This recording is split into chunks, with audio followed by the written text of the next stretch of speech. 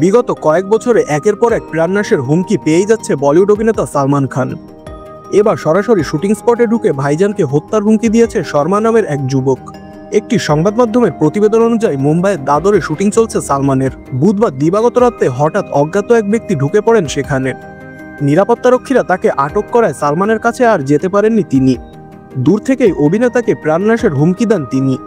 এ সময় নিজেকে একটি গ্যাংয়ের লোক বলেও দাবি করতে থাকেন ওই হুমকিদাতা। এদিকে ঘটনাটি নিয়ে এখনো পর্যন্ত কোনো প্রতিক্রিয়া জানাননি সালমান।